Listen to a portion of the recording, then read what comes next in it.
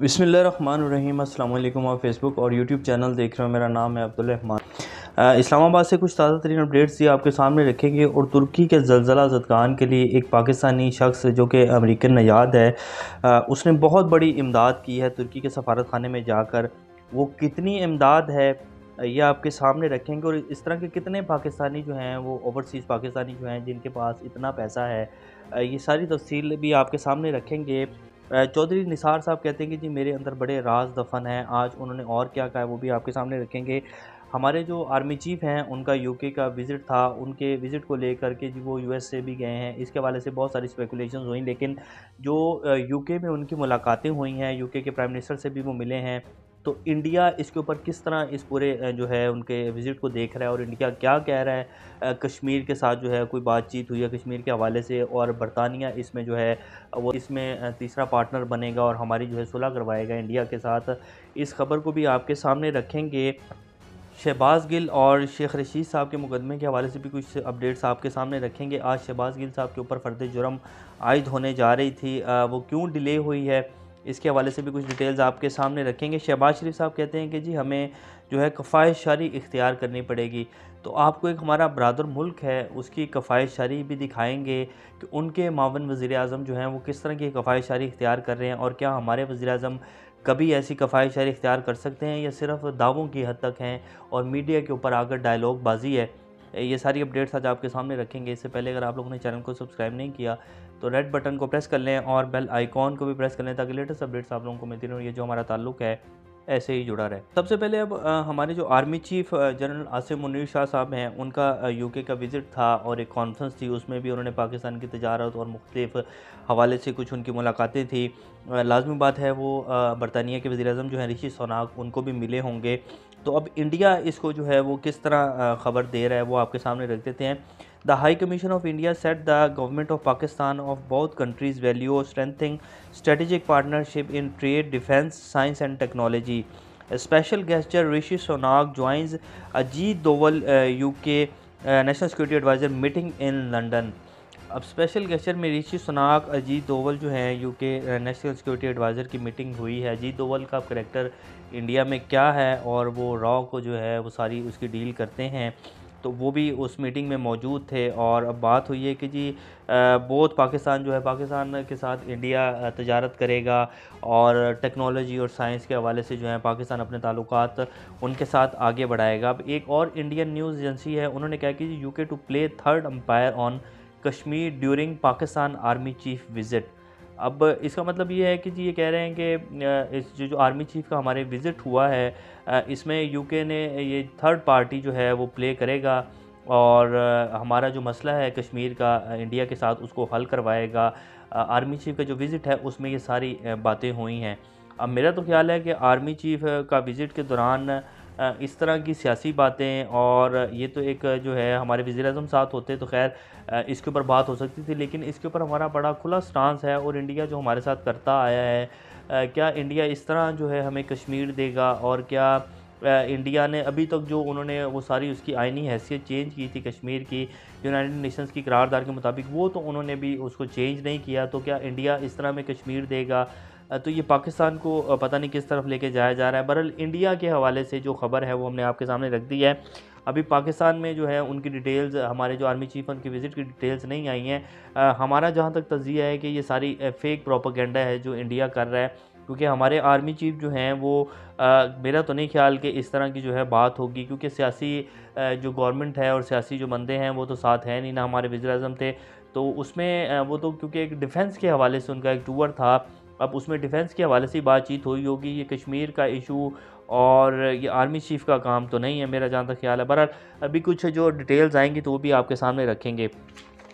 अब जी शहबाज शरीफ साहब कहते हैं कि जी हमें कफ़ायत शारी इख्तियार करनी पड़ेगी। मुझ समेत मेरी तमाम जितनी भी काबीना है और जितने भी हम अशराफियाँ हैं, उनको कहने का मतलब ये था। अब काबीना जो है वो 83 से ऊपर चली गई है और हर आए दिन जो है नए से नए बंदे जो हैं भर्ती किए जा रहे हैं और 10 माह की कारकर्दगी जो है वो आप सब लोगों के सामने है। तो ये कफ़ायत शारी जो है इख्तियार की है हमारे वज़ीर-ए-आज़म साहब ने, सिर्फ डायलॉग बाजी है।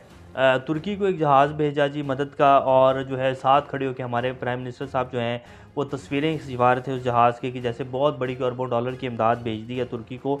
दुनिया का कोई भी प्राइम मिनिस्टर जो है जब किसी भी मुल्क को इमदाद भेजी जाती है, ऐसा कोई भी वाक़या या ऐसा कोई हादसा होता है, कुदरती आफ़ात आती हैं, पूरी दुनिया में ही आती हैं, तो उनके वज़ीर-ए-आज़म कभी नहीं आपने देखे होंगे। चाइना से हमें कितनी बड़ी इमदादें आती हैं, दुनिया के मुख्तलिफ़ ममालिक से इमदादें आती हैं, तो कभी कोई वज़ीर-ए-आज़म जो है वो पहुँच कर वहाँ खड़ा होकर, जहाज़ पीछे खड़ा है और आगे साहब जो हैं और आगे हमारे वज़ीर-ए-आज़म साहब जो है खड़े हैं, वो तस्वीरें खिंचवा रहे हैं और फिर बाकायदा वहाँ ख़िताब भी कर रहे हैं।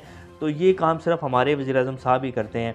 तो कहा है कि जी हमें और तमाम लोगों को जो है वो कफ़ायत शायरी इख्तियार करनी पड़ेगी। अब ये तस्वीर आपकी स्क्रीन के ऊपर चल रही होगी, ये अफ़गानिस्तान के मामून वज़ीर-ए-आज़म हैं जिनके पाँव में ये बाकायदा इसको ग्रीन सल्कर किया हुआ है। प्लास्टिक की चप्पल है जो कि पाकिस्तानी रुपए में तकरीबन 150 या 200 रुपए तक की होगी। ये इस वक्त अफ़गानिस्तान के जय्यद उलमा का एक जो है वो बड़ा जलसा है जिससे ख़िताब कर रहे हैं।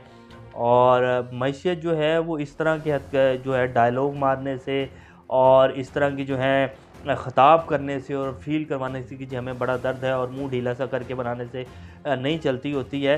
कारकर्दगी चाहिए होती है, संजीदगी चाहिए होती है। इनका कोई ऐसा इक़दाम पिछले 10 माह में नहीं था जिनसे आवाम को ये फ़ील है कि ये वाक़ई हमारी बेहतरी के लिए काम करें। इन्होंने क्या किया है, पिछले 10 माह में आके यहाँ सिर्फ एनआरओ लिया है और ये पूरा ये जो एक गंद का टोकरा है इसको घसीटने की कोशिश की है कि निज़ाम को बचाएं और बेशक 22 करोड़ का जो मुल्क है वो तबाह हो जाए। कोई एक सिंगल काम जो है इन्होंने आवाम की फ़लाह व बहबूद के लिए नहीं किया है। और फिर डायलॉग मारते हैं कि जी हमें जो है कफ़ायत शायरी इख्तियार करनी पड़ेगी। तो कफ़ायत शायरी जो है वो इस तरह इख्तियार की जाती है और अफ़गानिस्तान जिस तरह काम कर रहा है, अफ़गानिस्तान की तमाम जितना भी तालिबान की जितनी भी उनकी एक काबीना है, अगर इसी तरह अफ़गानिस्तान काम करता रहा और वो इसी तरह ही करेंगे तो आप देखेंगे कि पाकिस्तान से बहुत जल्दी आगे निकल जाएगा अफ़गानिस्तान। ये जी इस टाइम की सूरत हाल है। अब जो तुर्की को मदद की गई है एक पाकिस्तानी की तरफ से, बहुत बड़ा ज़लज़ला आया है तुर्की में, तो एक पाकिस्तानी बड़ी खामोशी से तुर्की के सफारत खाने में गया। ये आपकी स्क्रीन के ऊपर खबर चल भी रही है, या बल्कि सुन लें फिर इसके बाद आगे चलते हैं। Individuals, a Pakistani businessman walked into the Turkish embassy in the United States and anonymously donated $30 million by himself. Wow. We don't know who he is. His identity has not been revealed. ये TRT world की खबर है जी। ये कह रहे हैं कि एक पाकिस्तानी बड़ी खामोशी से तुर्की के अमेरिका जो सफारत खाना है उसमें दाखिल हुए और $30 मिलियन का आमदादी चेक देकर चले गए और अपना नाम भी नहीं बताया। अब $30 मिलियन जो है वो तकरीबन भी पैसे बने तो 7-8 अरब रुपए बनता है पाकिस्तानी रुपयों में। अब ये बंदा जो है ये पाकिस्तानी है और इसने इतनी बड़ी इमदादी रकम जो है वो दी है। पाकिस्तानियों के पास बहुत पैसा है जी, सिर्फ उन्हें ये मालूम होना चाहिए कि पाकिस्तान में जो क़यादत आई है कि वो वाकई पाकिस्तान को तरक्की की तरफ लेके जाना चाहती है और वो सिंसियर है आवाम के लिए, आवाम की फ़लाह बहबूद के लिए काम कर रही है। तो फिर पाकिस्तान को ये जो 100, 150, 200 अरब डॉलर कर्ज़ा है इसकी कोई औकात नहीं है। बहुत पैसा है पाकिस्तानी ओवरसीज़ पाकिस्तानियों के पास और इवन के पाकिस्तान में बिजनेसमैनों के पास बहुत पैसा है। सिर्फ उन्हें ये नज़र आना चाहिए कि यह वाकई पाकिस्तान को आगे लेकर जाएंगे और इसमें पाकिस्तानी आवाम की फ़लाह बहबूद के लिए फ़ैसले लिए जा रहे हैं, पाकिस्तान में आइन की बालादस्ती के लिए फ़ैसले लिए जा रहे हैं। तो पाकिस्तानियों के पास बहुत पैसा है, ये कर्ज़ा कुछ दिनों में उतर जाएगा। अब ये ख़बर आने के बाद वैसे हमारे जो शहबाज शरीफ साहब हैं, जरदारी साहब हैं और नवाज शरीफ साहब हैं, ये सोच रहे होंगे कि काश ये बंदा पाकिस्तान में होता तो इसके पास फिर इतना पैसा नहीं होना था। बहरहाल की एक ख़बर आई तो हमने कहा आपके सामने रखें। तो बहुत कुछ हो सकता है जी अगर सिर्फ सिंसियर क़यादत जो है वो आ जाए और आवाम के हक़ में फ़ैसले लिए जाने शुरू हो जाए और बंद कमरों के फ़ैसले जो हैं वो बंद हो जाएँ तो फिर पाकिस्तान जो है वो दिनों में तरक्की कर जाएगा।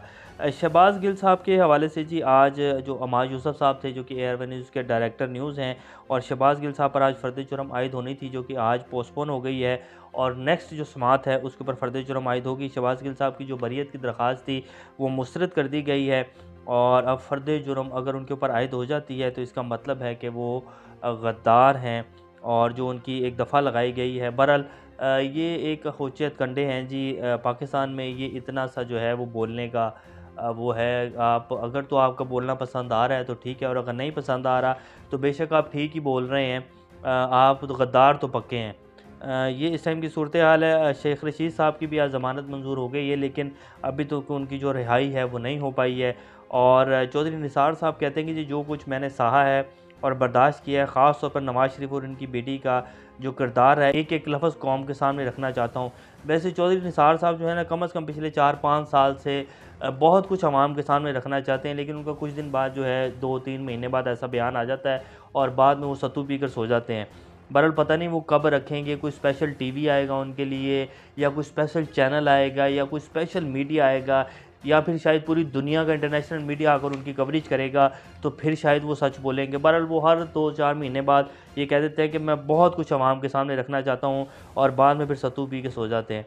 तो ये जिस टाइम की सूरत हाल है, इंशाल्लाह नेक्स्ट अपडेट से दोबारा आप लोगों के सामने हाजिर होंगे। तब तक अपना और इस चैनल का ख्याल रखिएगा। अल्लाह हाफ़िज़।